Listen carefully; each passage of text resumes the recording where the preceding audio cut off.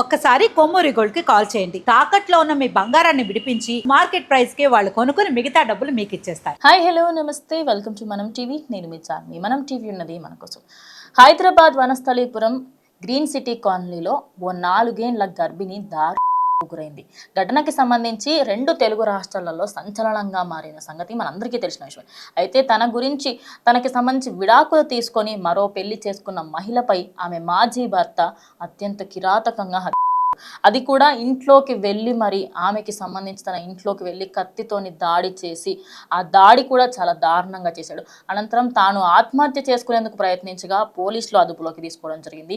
ఈ కేసులో ఇంకా వెలుగులోకి వచ్చిన సంచలన విషయాలు ఏవేవైతే ఉన్నాయో అవన్నీ కూడా ప్రజెంట్ మాట్లాడుకుందాం. ఆమె సంతోషంగా ఉంటోందని జీర్ణించుకోలేక పక్కా ప్లాన్ ప్రకారంగా నిందితుడు హత్యకు పాల్పడినట్టుగా పోలీసులు అయితే గుర్తించడం జరిగింది. ఇక కంప్లీట్ గా స్టోరీలోకి వెళ్లే ప్రయత్నం చేద్దాం. పెద్దపల్లి జిల్లాకి చెందిన దేవరకొండ మహేష్ మహారాష్ట్రలోని తిలక్వాడాకు చెందిన సునీత పెద్దల సమక్షంలో 2022లో పెళ్లి జరిగింది. పెళ్లి తర్వాత దంపతులిద్దరూ కెనడాకు వెళ్లారు. అయితే పెళ్లి జరిగిన 8 నెలలకే మహేష్ సునీత మధ్యలో మనస్పర్ధలు వచ్చాయి. దీంతో భర్తను కాదని ఇండియాకు వచ్చేసిన సునీత మహారాష్ట్రలోని ఒక ఏరియాలో అయితే బ్రహ్మపురి పోలీస్ స్టేషన్లో భర్త వేధిస్తున్నాడు అని చెప్పేసి ఆ ఏరియాలో తను అక్కడే ఉంటుంది. ఇక భర్త పైన కేసు నమోదు చేసింది. దీంతో మహేష్ పై పోలీసులు లుకౌట్ నోటీసులు జారీ చేశారు. అరెస్ట్ కూడా చేసే ప్రయత్నం చేశారు. ఇక అప్పట్లోనే ఆయన అరెస్ట్ కూడా చేశారు. ఆ తర్వాత 2024లో ఇద్దరు చట్ట ప్రకారంగా విడాకులు కూడా తీసుకున్నారు. ఇక్కడ వరకు స్టోరీ అంతా బాగానే ఉంది. విడాకులు తీసుకున్నారు, నా లైఫ్ సెట్ అని సునీత అనుకుంది. అనంతరం సునీత హైదరాబాద్కు చేరుకొని ఓ కంపెనీలో సాఫ్ట్వేర్ ఉద్యోగిగా చేరింది. అక్కడే నగరానికి చెందిన శ్రీధర్ అనే యువకుడితో ప్రేమలో పడింది. ఈ ప్రేమ కాస్త పెళ్లిగా మారింది. సునీత తన మొదటి వివాహాన్ని ఈ శ్రీధర్ అనే అబ్బాయి దగ్గర దాచిపెట్టి 2025లో అతడితో రెండో పెళ్లి చేసుకుంది. వీరిద్దరి మధ్యలో ఎలాంటి మనస్పర్ధలు లేవు. చాలా అంటే చాలా హ్యాపీగా ఉన్నారు. వీళ్ళిద్దరూ ప్రజెంట్ వనస్థలీపురంలోని గ్రీన్ సిటీ కాలనీలో కలిసి నివసిస్తూ ఉన్నారు. అయితే ప్రస్తుతం 4 నెలల గర్భిణిగా ఉంది సునీత. మరి 4 నెలల గర్భిణిని ఒక్కసారి కూడా ఆలోచించకుండా చంపే ప్రయత్నం చేశాడు మహేష్. అయితే ఆ మహేష్ ఎలా చంపాడేంటి? ఇటీవల కాలంలో మహేష్ తల్లి చనిపోయింది. ఆ కార్యక్రమం తర్వాత తాను కెనడా వెళ్లేందుకు ఏర్పాట్లు చేసుకున్నాడు. అయితే తనకి సంబంధించి అదేదైతే మన నార్మల్గా పోలీసులకు సంబంధించిన కేసు ఉంది కదా, అయితే సునీత పెట్టిన పాత కేసుల కారణంగా అతనికి వీసా రాలేదు. దీనికి తోడు ఆమె మరో పెళ్లి చేసుకుని హ్యాపీగా లైఫ్ ఎంజాయ్ చేస్తూ ఉందని మహేష్ అయితే దాన్ని జీర్ణించుకోలేకపోయాడు. ఇలాంటి వ్యక్తులు చాలా మంది ఉంటాడు. వాళ్ళకి సంబంధించిన పర్సనల్ ప్రాబ్లమ్స్ అన్నీ ఉంటాయి, కానీ ఇవన్నీ కూడా కక్ష సాధింపులు కూడా ఉంటాయి. ఇక ఆమెపై విపరీతమైన కక్ష పెంచుకొని సునీతను చంపేయాలని డిసైడ్ అయ్యాడు. ఈ క్రమంలోనే హైదరాబాద్ చేరుకొని తుర్కయాంజల్ ప్రాంతంలోని ఓ ప్రైవేట్ హాస్టల్లో నెల రోజులుగా ఉంటున్నాడు.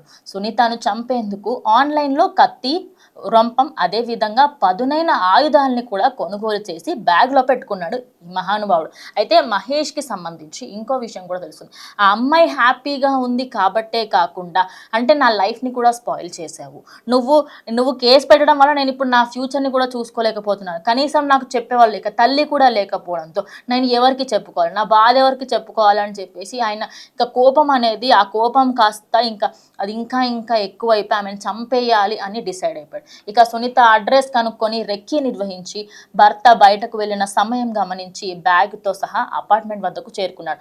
లిఫ్ట్ కాకుండా మెట్ల మార్గం ద్వారా ఆమె ఇంటికి చేరుకుని తలుపులు కుట్టాడు. సునీత అయితే ఇంటి వెనకాల బట్టలు ఆరేస్తూ ఉంది. సునీత డోర్ తీసిన వెంటనే ఎదురుగా తన మాజీ భర్త మహేష్ చేతుల్లో బ్యాగును చూసి షాక్ అయింది.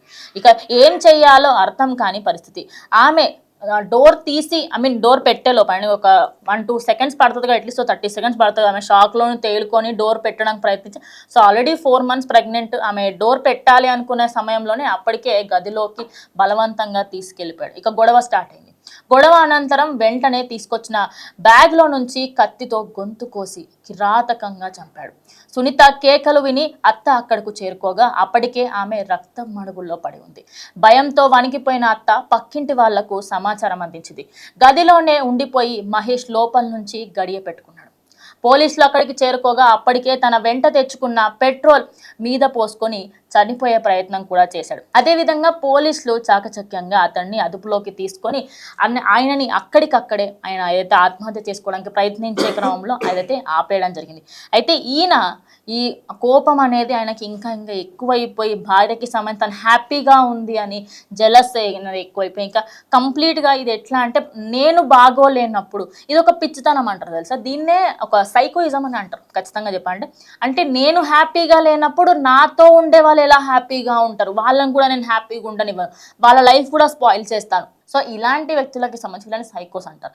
ఎందుకంటే తను గర్భిణిగా ఉంది, తాను హ్యాపీగా ఉంది, వీడు హ్యాపీగా లేడు, నువ్వు హ్యాపీగా ఎలా ఉంటావు అని ఆ అమ్మాయికి సంబంధించి అమ్మాయిని హ్యాపీగా ఉంచకుండా నువ్వు కూడా చచ్చిపోవాలి, నేను హ్యాపీగా లేనప్పుడు నువ్వు ఎలా హ్యాపీగా ఉంటావు అని చెప్పిస్తాను. చంపిన తర్వాత వీడు చనిపోవడానికి ప్రయత్నించాడు, ఆయనతో పాటు తెచ్చుకున్న పెట్రోల్ని పోసుకొని చనిపోయే ప్రయత్నం చేశాడు. అది కాస్త వర్కౌట్ అవ్వకపోవడంతో ఇక పోలీసులు ఆయన అదుపులోకి తీసుకొని ప్రజెంట్ అయితే స్టేషన్కు తరలించడం జరిగింది.